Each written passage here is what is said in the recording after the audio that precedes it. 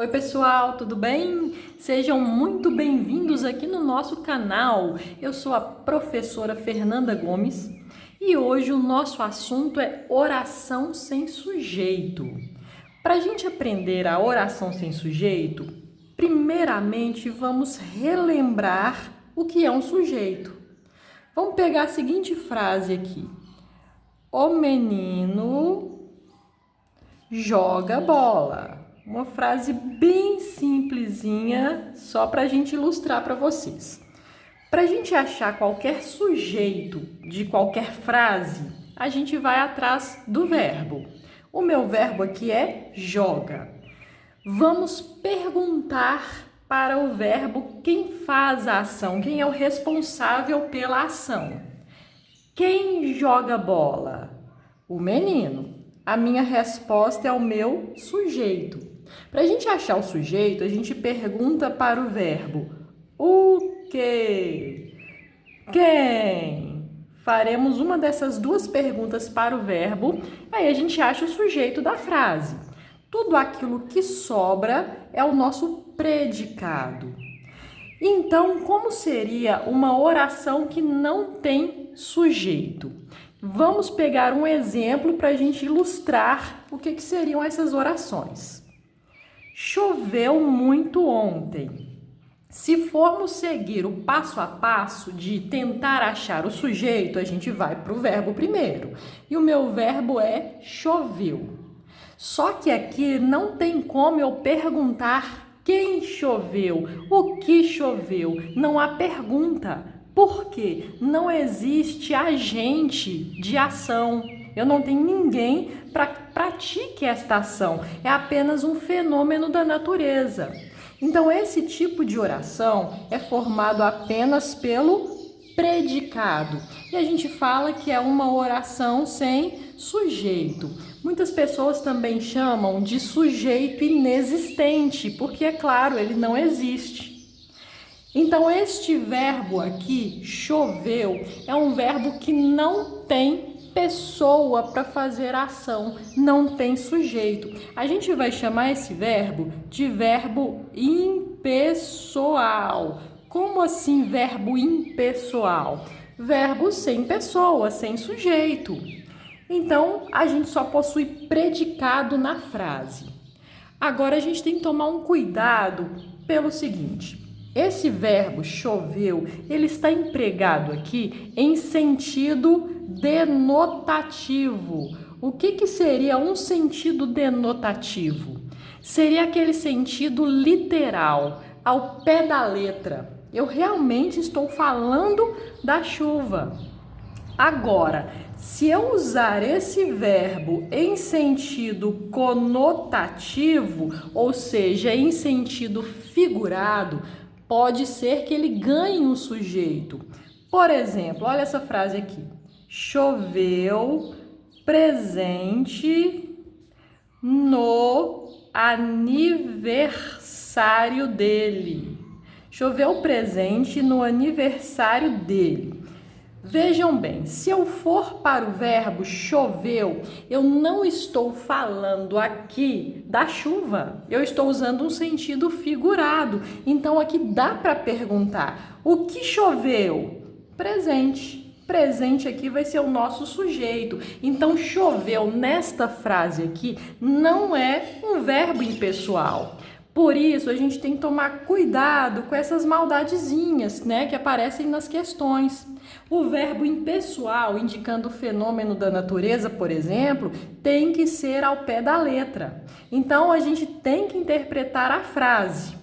Outra coisa importante sobre as orações sem sujeito: os verbos impessoais, eles só ficam na terceira pessoa do singular. Então, se eu vir uma frase no plural, eu já posso suspeitar que ali tem sujeito, porque eu não falo chovi, chovemos, não é verdade?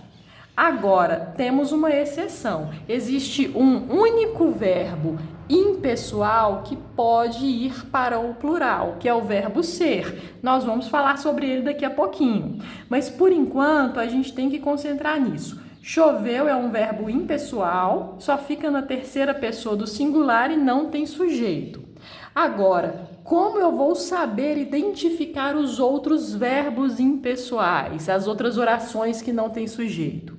Então, a gente vai conhecer aqui os principais verbos impessoais, os principais verbos que não têm sujeito. Vamos ver o primeiro tipo.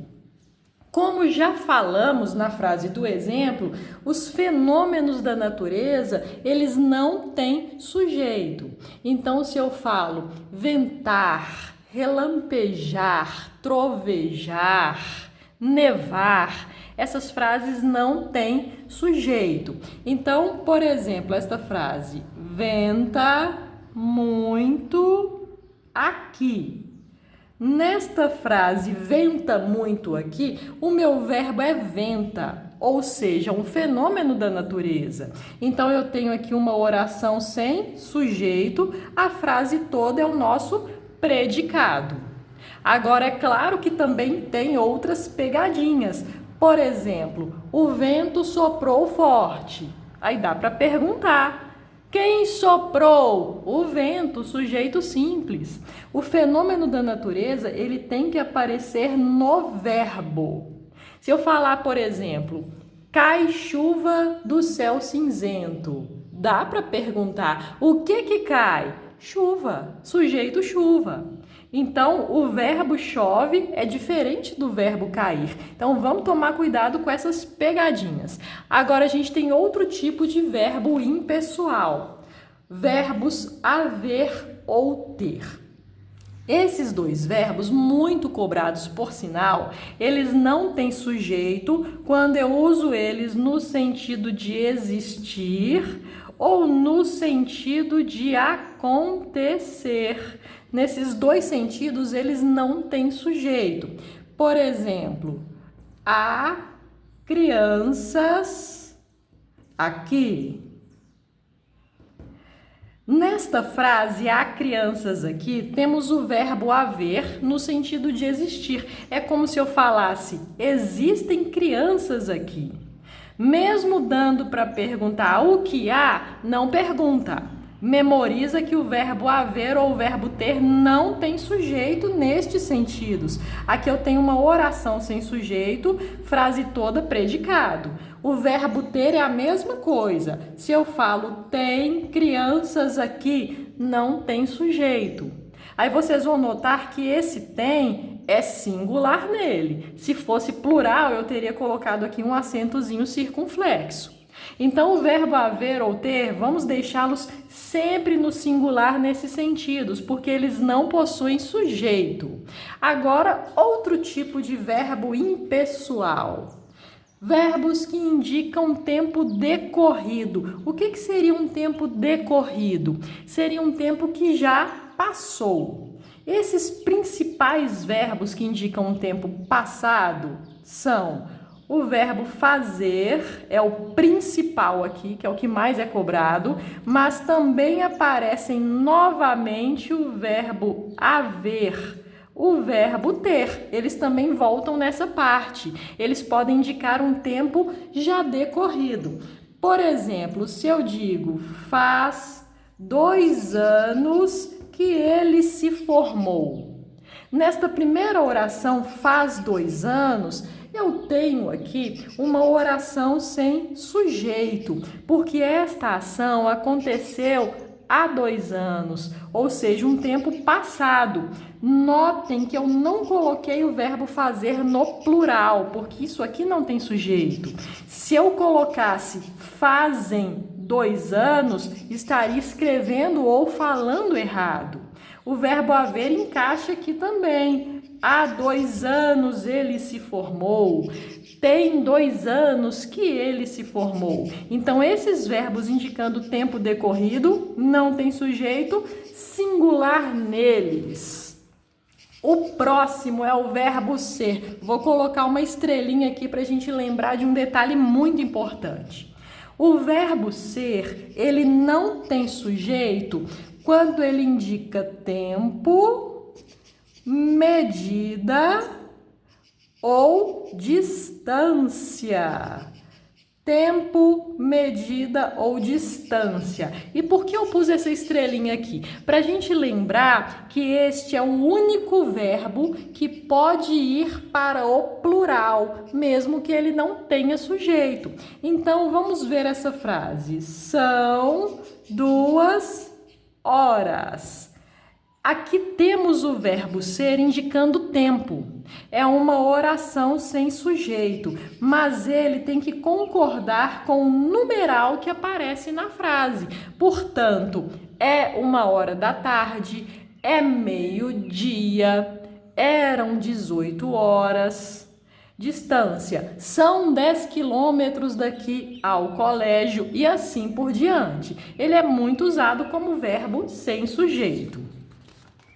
Para finalizarmos, verbos chegar ou bastar, quando seguidos da preposição de, também não possuem sujeito. Por exemplo, na frase chega de problemas.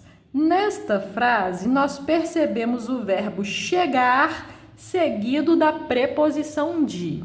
Então, essa regrinha é mais assim de memorizar, porque é tranquilo para entender. Basta de preocupações, chega de intrigas, verbos chegar ou bastar com a preposição de, oração sem sujeito. Notem o singular aqui.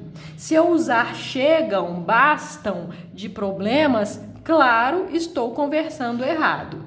Então, esses são os principais verbos impessoais. Agora, eu creio que vocês já têm uma noção do que é uma oração sem sujeito. Então, vocês gostaram das dicas de hoje? Eu espero que sim, foi um prazer. Se você gostou, dá uma curtida e se inscreva no nosso canal. Vou ficando por aqui. Aquele abraço para vocês. Fiquem com Deus.